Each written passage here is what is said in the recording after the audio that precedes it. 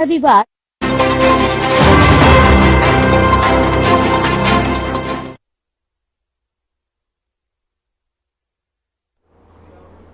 नमस्कार, स्वागत है आपका। मैं हूं आपके साथ सपना दीपक मदेशिया। बुलेटिन का आगाज करेंगे। पीएम मोदी घना गणराज्य के दौरे पर हैं, जहां पीएम मोदी को सर्वोच्च सम्मान से सम्मानित किया गया। इस मौके पर पीएम मोदी ने घना गणराज्य की संसद को संबोधित किया। पीएम मोदी ने कहा कि दुनिया जलवायु परिवर्तन, महामारी, आतंकवाद और साइबर सुरक्षा जैसे नए और जटिल संकटों को भी सामना कर रही है और इसी के साथ पिछले सदी में बनाए गए संस्थान जवाब देने के लिए संघर्ष कर रहे हैं। बदलती परिस्थितियों में वैश्विक शासन में विश्वसनीय और प्रभावी सुधारों की जरूरत है। ऐसे में पीएम मोदी ने कहा है कि हमें गर्व है कि अफ्रीकी संघ हामिर अध्यक्षता के दौरान G20 का स्थायी सदस्य बना।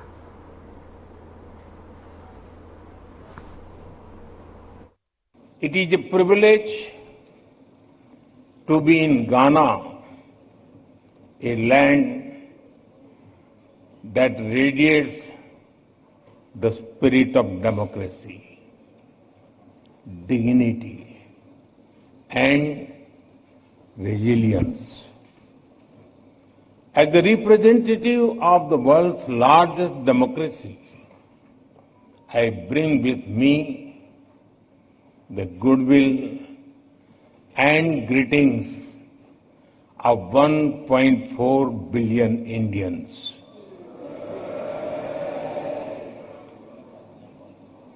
Ghana is known as the land of gold, not just for what lies under your soil, but as much for the warmth and strength in your heart.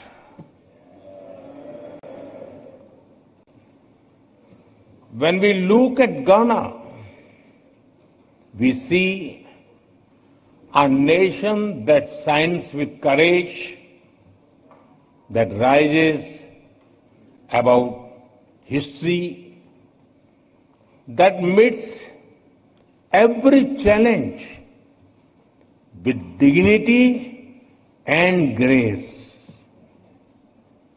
Your commitment to democratic ideals and inclusive progress truly make Ghana a beacon of inspiration for the entire African continent. Friends, last evening was a deeply moving experience. Receiving your national award from my dear friend, President Mahama, is an honor. I will always cherish that. इस सम्मान के लिए मैं 140 करोड़ भारतीयों की तरफ से घाना के लोगों का आभार व्यक्त करता हूं।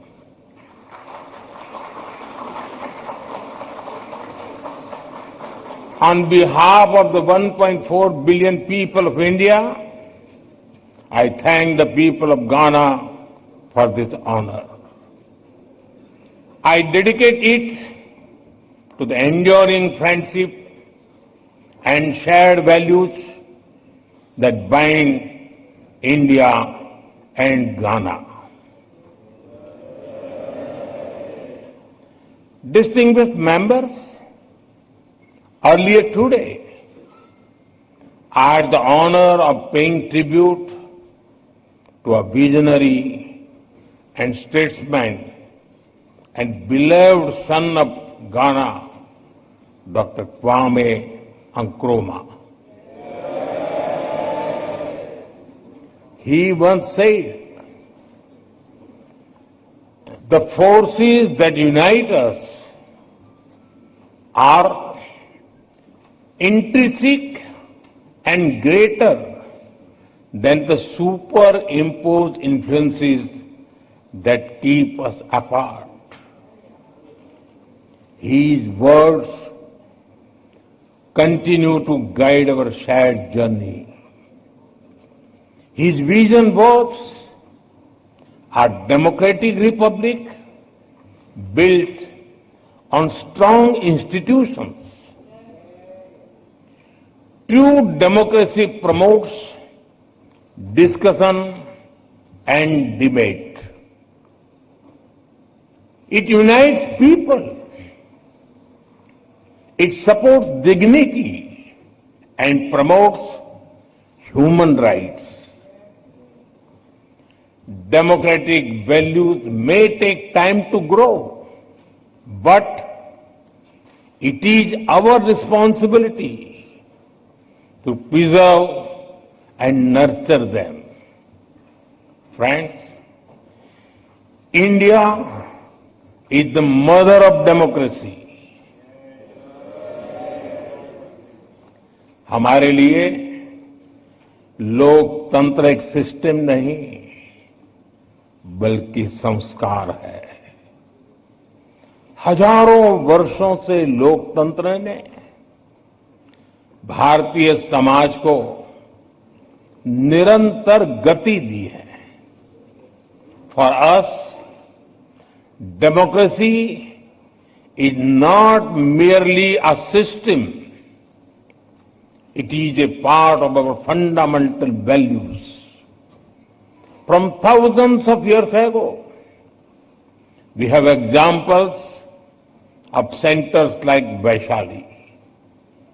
The Rig Veda, one of the world's oldest scriptures, says, Ano bhadraha kratavo yantu vishwatah.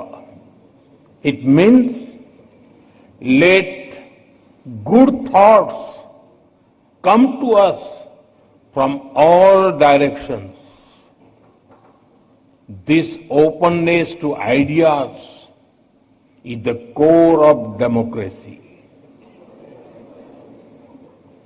India has over 2,500 political parties.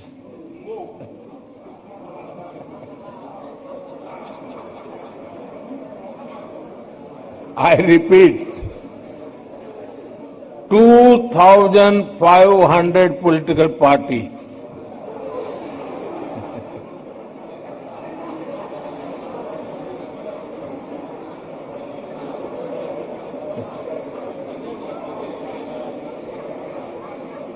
Twenty different parties governing different states.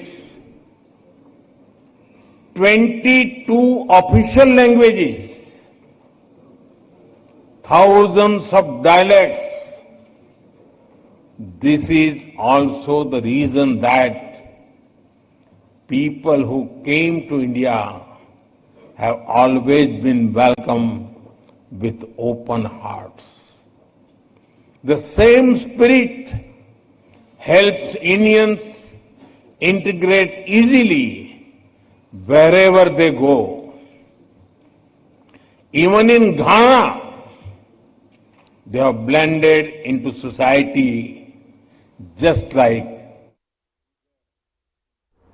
और उत्तर प्रदेश के मुख्यमंत्री योगी आदित्यनाथ ने 27 एकीकृत विनिर्माण और लॉजिस्टिक्स क्लस्टर का शुभारंभ किया गया। इस मौके पर मुख्यमंत्री योगी आदित्यनाथ ने कहा कि यह मेरे लिए प्रसन्नता का क्षण है कि पहली बार मुझे उत्तर प्रदेश में एकीकृत विनिर्माण और लॉजिस्टिक क्लस्टर का शुभारंभ करने का अवसर मिल रहा है। जो सपना प्रधानमंत्री मोदी ने उत्तर प्रदेश जैसे राज्य के लिए देखा था, पिछले 8 वर्षों में डबल इंजन की सरकार ने उत्तर प्रदेश को एक्सप्रेसवे प्रदेश के रूप में स्थापित करने में भूमिका निभाई है, तो वही उत्तर प्रदेश के निवेश का एक उत्कृष्ट केंद्र बनाने में सफलता हासिल की है। मेरे लिए अत्यंत प्रसन्नता का क्षण है कि पहली बार उत्तर प्रदेश में integrated manufacturing and logistic cluster कि जिस सपने को प्रधानमंत्री मोदी जी ने यूपी जैसे राज्य के देश से जो देखा था, आज उसको लॉन्च करने का अवसर मुझे अपने सहयोगियों के साथ यहां पे प्राप्त हो रहा है। मैं इसके लिए औद्योगिक विकास विभाग और यूपीडा को हृदय से धन्यवाद देता हूं।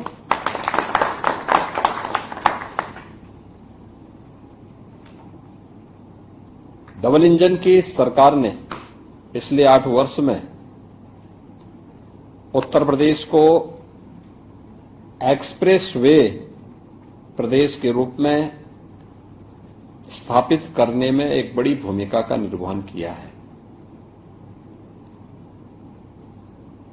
उत्तर प्रदेश को इन्वेस्टमेंट के एक बेहतरीन डेस्टिनेशन के रूप में भी स्थापित करने में सफलता प्राप्त की है।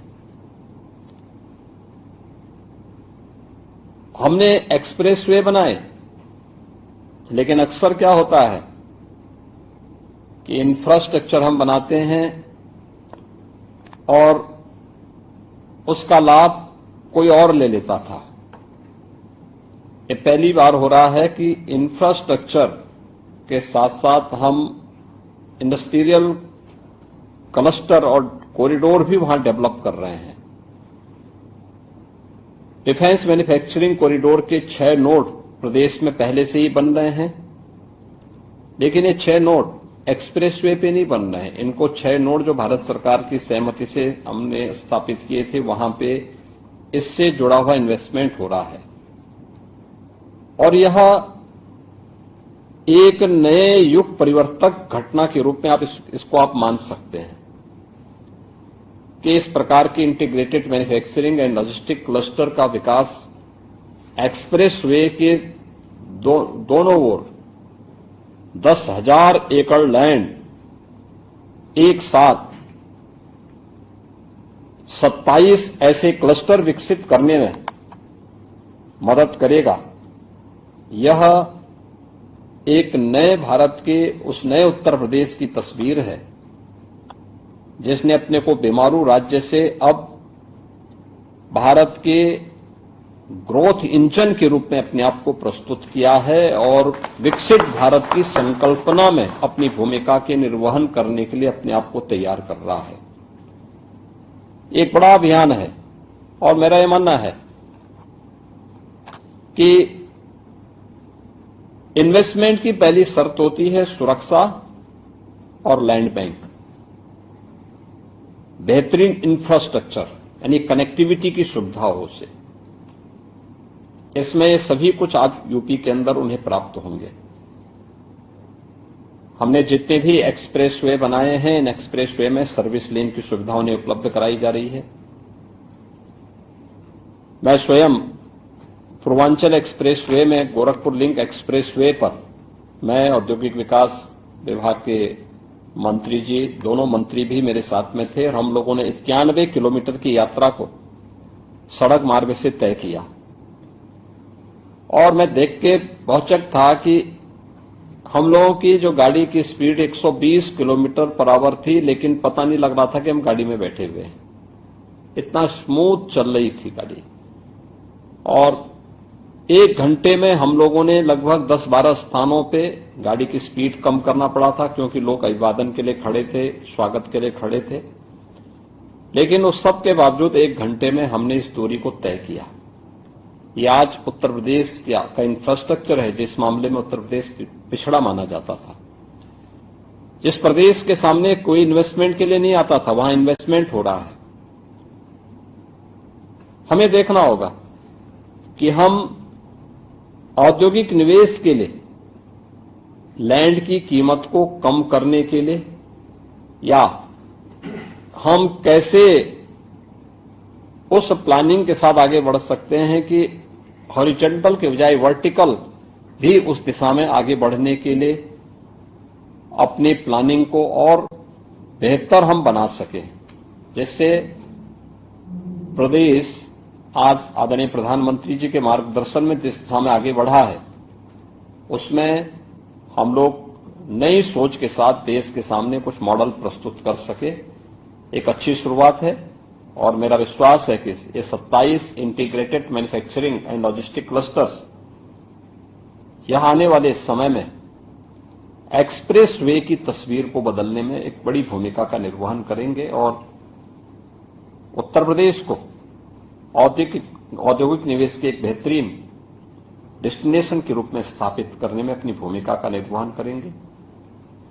बीडा की प्रोग्रेस के बारे में भी आज काफी चर्चा हुई थी और मुझे मेरा कहना है कि जितनी तेजी के साथ हम बढ़ सके, हमें मैन पावर देना चाहिए, आउटसोर्स करना चाहिए, जैसे भी हो सकता है। हमारी जितने भी अथॉरिटी हैं, जितने भी हमारे इंडस्ट्रियल डेवलपमेंट के साथ जुड़े हुए अन्य अथॉरिटीज हैं, इन सब को हमें मैन पावर पहली शर्त होती है रिफॉर्म करने के लिए और उसके परफॉर्म के लिए। परफॉर्मेंस की पहली शर्त हो सकती है आप उनको सिचुएशन के लक्ष्य तक मैन पावर की सिचुएशन को आप पूरा करिए और उस दिशा में हमें आगे बढ़ते हुए इस कार्य को आगे बढ़ाना होगा। आज के इस अवसर पर मैं इस यूपीडा के द्वारा प्रारंभ किए गए integrated manufacturing and logistic cluster के लॉन्चिंग के अवसर पर अपनी शुभकामनाएं देता हूं और विश्वास करता हूं कि हम लोग प्रदेश में आने वाले निवेशक और आगे बढ़ेंगे जहां उत्तर प्रदेश की योगी आदित्यनाथ सरकार जो है औद्योगिक विकास के क्षेत्र में लगातार नए मानक स्थापित कर रही है। उत्तर प्रदेश राज्य औद्योगिक विकास प्राधिकरण ने ये ई गवर्नेंस के माध्यम से औद्योगिक क्षेत्रों में नागरिक सुविधाओं का डिजिटल क्रियान्वयन प्रदेश को ईज ऑफ डूइंग बिजनेस की दिशा में अग्रणी बना रहा है। निवेश मित्र पोर्टल के जरिए उद्यमियों को अब 37 प्रकार की सेवाएं ऑनलाइन मिल रही हैं। बीते 5 वर्षों में ऑनलाइन आवेदनों की संख्या और उनके त्वरित निस्तारण में लगातार बढ़ोतरी देखी गई है। 2024-25 में कुल 9,719 आवेदन निस्तारित किए गए हैं, जो कि 2020 से 21 के 6,094 आवेदनों की तुलना में लगभग 60% की वृद्धि दर्शाता है।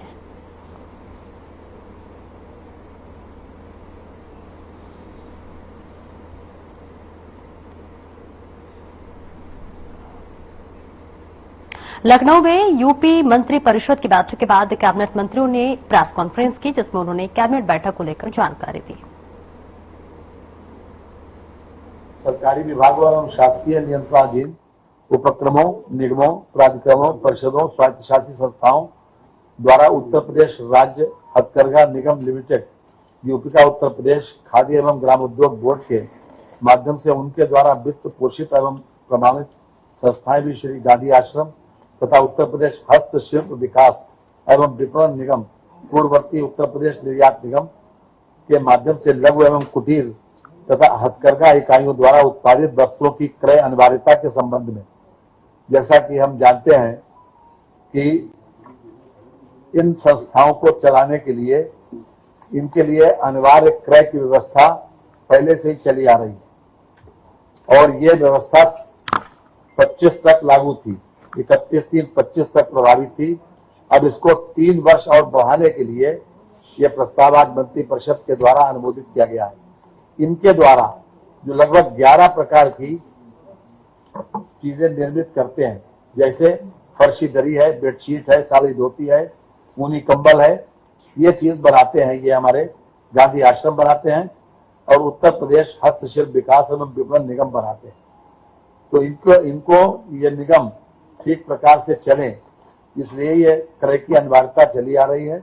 उसको 3 वर्ष बढ़ाने के लिए माननीय मंत्री परिषद के द्वारा आज अनुमोदित कर दिया गया। ये 6 नंबर का प्रस्ताव आज मैंने आपके समक्ष उद्धृत किया। इसके अतिरिक्त 7वें नंबर का प्रस्ताव जो उत्तर प्रदेश पूर्व सैनिक कल्याण निगम लिमिटेड से पूर्व सैनिकों एवं होमगार्ड्स की सेवाएं जेम पोर्टल से इतर सीधे लिए जाने के संबंध में है। अभी तक हम जानते हैं कि हमने एमएसएमई का ही एक शासनादेश था, नियमावली भी थी उस संबंध में कि उसके द्वारा हम जेम पोर्टल से मैन पावर को इंगेज करते थे। जेम पोर्टल से अब इतर हम सीधे सीधे एक्स मिलिट्री मैन को भी इसमें इंगेज करने के लिए हमको आज मंत्री परिषद के द्वारा इसमें सहमति दे दी गई है। अब हम जेम पोर्टल के साथ साथ इसके माध्यम से भी सीधे सीधे एक्स मिलिट्री मैन को भी हम इसमें इंगेज कर सकते हैं आवश्यकता के अनुसार। यह एक बहुत बड़ा फैसला है जो अभी तक केवल जेम पोर्टल के माध्यम से अनिवार्यता थी कि हम उसे अनिवार्य रूप से जेम पोर्टल से ही आउटसोर्सिंग के ऊपर हम लेंगे। तो अब आज के बाद जैसे ही इसके लिए नोटिफिकेशन जारी होगा उस दिन से ये अनिवार्यता जो है वो रिलैक्स हो गई। अब जेम पोर्टल के साथ साथ हम इससे भी ले सकते हैं। नहीं जरूर है एक्स मिलिट्री मैन। देखिए जहां पर जैसी आवश्यकता होती है, जैसे किसी को अपने कहीं पर आवश्यकता है 50 लोगों की, कहीं आवश्यकता है 10 लोगों की, तो ऐसे इस वक्त की संख्या बताने की वो नहीं है। केवल जहां की जैसी आवश्यकता होगी वहां एक्स मिलिट्री मैन जो इंजेक्ट कर सकते हैं। ये एक रिलैक्सेशन दिया है। इसके अलावा जो मंत्रिपरिषद के द्वारा अनुमोदित किया गया है प्रस्ताव नंबर 8, ये अयोध्या एवं समीपवर्ती संवेदनशील प्रतिष्ठानों की सुरक्षा व्यवस्था के दृष्टिगत अयोध्या में एनएसजी एवं हब की स्थापना हेतु डाटा संख्या 17 एवं 22 क्षेत्रफल 8 एकड़ भूमि स्थित छावनी गौरा बारिक कैंटोनमेंट क्षेत्र अयोध्या। जो जमीन है वो कैंटोनमेंट अयोध्या क्षेत्र में स्थित है, लेकिन है नजूल की जमीन, जिसको हम देने जा रहे हैं केंद्र सरकार को। परगना हवेली अवध तहसील अदर से तहसील सदर जनपद अयोध्या को 99 वर्षीय लीज पर गृह विभाग भारत सरकार के पक्ष में आवंटित किए जाने के संबंध में आज ये निःशुल्क जमीन एनएसजी हब की स्थापना के लिए डाटा संख्या 17 एवं 22 जिसका क्षेत्रफल 8 एकड़ है, उसको जो हमने जैसा कि अभी स्थित बताया कहां पर है, उसको हम 99 साल की लीज जो है वो भारत सरकार के गृह विभाग को देने का अनुमोदन राज्य मंत्रिपरिषद ने दिया है। इसके अलावा 9 जयप्रकाश नारायण अंतर्राष्ट्रीय केंद्र परियोजना हेतु गठित जेपीएनआईसी सोसाइटी को भंग करते हुए उसको पूर्ण कराने, संचालन एवं रखरखाव हेतु लखनऊ विकास प्राधिकरण को दिए जाने के संबंध में आपको मालूम है कि ये बहुत बड़ा फैसला है। काफी दिनों से जेपीएनआईसी परियोजना हेतु शासन द्वारा अब तक कुल अवमुक्त 821.74 करोड़ रुपए को लखनऊ विकास प्राधिकरण के पक्ष में स्थानांतरित माना जाएगा, जिसे लखनऊ विकास प्राधिकरण को आगामी 30 वर्षों में चुकाना होगा। और फिलहाल बुलेटिन में मेरे साथ इतना ही, और अब वक्त हो चला है डॉक्टर राकेश गुप्ता के साथ हमारे खास कार्यक्रम प्लस माइनस का। नमस्कार। नमस्कार दोस्तों,